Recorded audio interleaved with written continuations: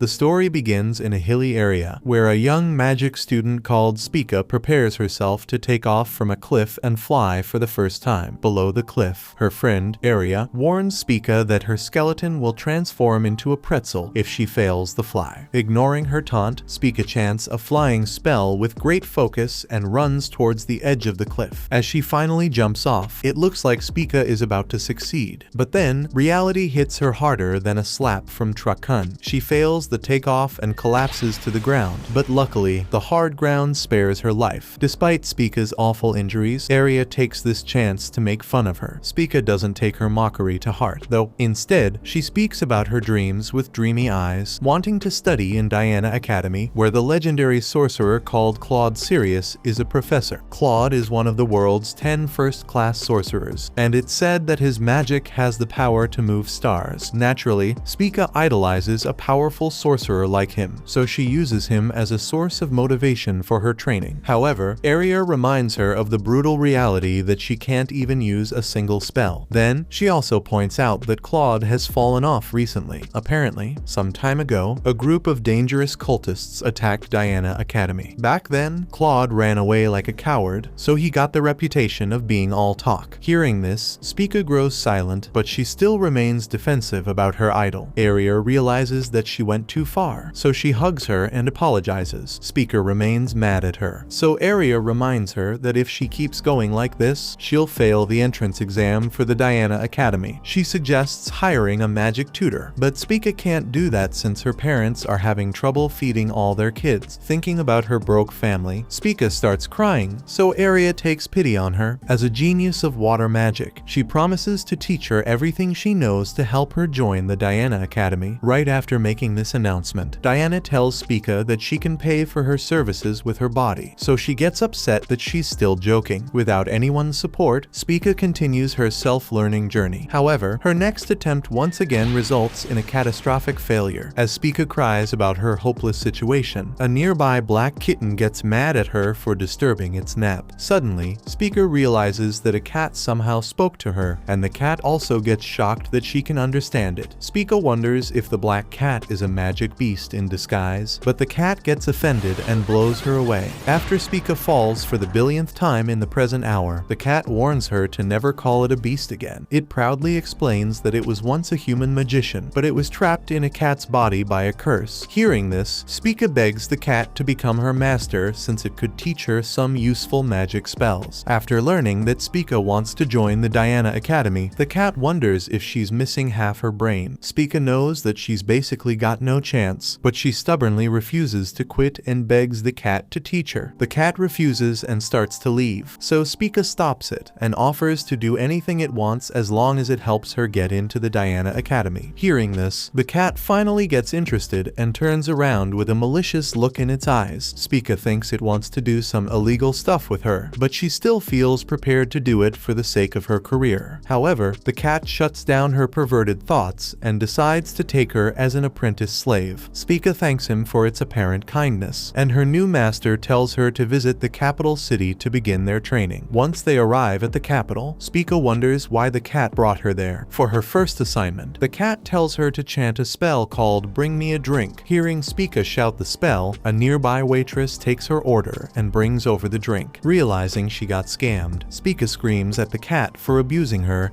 and tells it to pay for itself. However, she notes that all the people around them are treating the cat like a normal animal, so she's really the only person who can talk to it. Meanwhile, the cat feels traumatized by Spica's furious outburst, so it decides to give her an impossible task to make her quit magic. It takes her to the royal library, where most of the world's precious knowledge is stored. The cat explains that it's looking for a book called the Book of Providence, which supposedly grants its reader the ability to see everything. Using this ability, the cat wants to undo its curse, so he orders Spica to find the book from the library in 1 month. Spica wonders if he will help her search the gigantic maze of books, but he shows her that if an animal touches anything valuable, an alarm goes off and the guards chase it off. Spica complains that there's no way she can find the book so quickly, but the cat tells her to quit magic if she can't. Left with no other choice, she starts painstakingly sifting through the library's massive stores. As she reads a certain book about cat transformations, it actually transforms her into a cat herself. herself. The black cat explains that any spellbook could immediately activate, so she should be careful when reading them out loud. After a long while of traumatizing spells, Spica loses all her motivation for the rest of the day. Seeing her so exhausted, the cat thinks she'll give up in just 3 days. However, as the days go by, Spica continues her search despite all the obstacles in her way. After 29 days of searching, the black cat finds her studying an ancient language. The cat wonders why she's reading an irrelevant book, but Spica explains that she's trying to understand ancient languages since the Book of Providence is most likely written in one. Hearing this, the cat gets impressed by her wisdom, but it reminds her that the final day is already over, so she has failed her mission. Without sparing another second, the cat starts leaving the library. Spica still begs it to teach her, so he wonders why she's so obsessed with joining the Diana Academy. Feeling flustered, she explains that she wants to join the academy to see her beloved master Claude. The cat reminds Spica that Claude is just a fraud, but she dismisses it as a false rumor. She explains that she has seen Claude's strength with her own eyes since she was present at the cult attack. Back then, the situation had seemed hopeless as the cult had destroyed most of the city. One by one, the people around Spica also lost their lives to the cult. At some point, she gave up all hope and prepared herself for death, but suddenly, the legendary Claude appeared and defeated the beast that was about to attack her. After defeating the ferocious beast, Claude comforted Spica and praised her for staying strong throughout the vicious attacks. At that moment, the young girl instantly fell in love with him, and she decided that she'd join the Diana Academy no matter what. While gushing over Claude, Spica declares that she'll become a magician like him who can risk their own life to protect other people. Hearing this, the cat feels surprised. Then, it suddenly mocks Spica for wanting to protect strangers since she'd get nothing good out of it. Spica remains silent, hoping that he stays in its animal form forever. Meanwhile, as the cat starts heading out again, Spica notices some hidden text on a giant book cover in the hall. Interested, the cat joins her to inspect the cover since Spica can read the ancient language. She reads the text written on the cover, which forms a secret code. As she speaks the hidden code, a lock gets broken around the cover, revealing a huge book inside. Once the book opens, it shows a dark hall, and the cat praises Spica for finding the hidden passage. He thinks that the strange portal might be hiding the Book of Providence, so it enters it with Spica. After they cross the passageway together, Spica is impressed by the massive night sky stretching outside the exit. There, the cat notes that the book is hiding in extra-dimensional space, where the owners of the library are storing their most secret books. Spica wonders if the Book of Providence is also inside, and suddenly, a voice rings out from a nearby tombstone. This voice declares itself to be the Book of Providence, and it reassures Spica that it's the real deal. Spica wonders how the book knows her name, but it reminds her that it can literally see everything. She then asks the book if it knows how to undo her friend's curse. The Book of Providence confirms that it knows how to undo the curse, and it explains that the kitty's soul has been transferred into another body using forbidden magic. However, it also reveals that Spica can undo the curse by using her rebirth magic on him. Hearing that she has such a powerful ability, Spica almost forgets her own name. She then wonders if she can really use the rebirth spell, so the book reminds her of how easily her wounds heal. Spica finally recalls all her failures from flying and realizes that it's not normal to survive a 100-meter fall with just a bloody nose. As Spica gradually gains a massive boost in self-esteem, she cheers up and regains hope for her future. Meanwhile, the black cat also feels excited to finally return to its human form. Spica asks the book how she can cure the cat of its curse, so it tells her to inject her magic inside its body with a kiss. This leaves the young girl flustered, and she refuses to give her first kiss to a fake cat with a human soul. Then, the cat gets mad at her since it just wants to be free, and it screams at her to just shut off her brain and finish the job. However, the book stops both of their fantasies by pointing out that the curse isn't broken by a kiss on the lips. Instead, the book declares that she must kiss the cat where the sun never shines. This time, Spica goes into a complete panic mode since breaking the curse sounds like the worst romantic comedy ever. The cat also agrees, wondering why the kiss needs to be in such a weird place. The book explains that by kissing the cat on the butt, Spica can help the magic spread more quickly through its body. Spica wonders if there's really no other way to break the curse, but before she can ask the book, she notices a library guard approaching them, but the guard suddenly collapses in front of everyone. Before passing out from his injuries, he warns Spica that the library is under attack from the cultists. Behind the guard, a vicious two-headed Orthus appears and roars inside the magical space. The Black Cat notes that the cultists were taken down by the military after their famous incident, so this attack must be led by a straggler group that managed to hide. Spica runs away from the beast, wondering what they should do in this situation. The cat tells her to keep on running since they can only wait for reinforcements from the capital to arrive. After they find a hiding spot,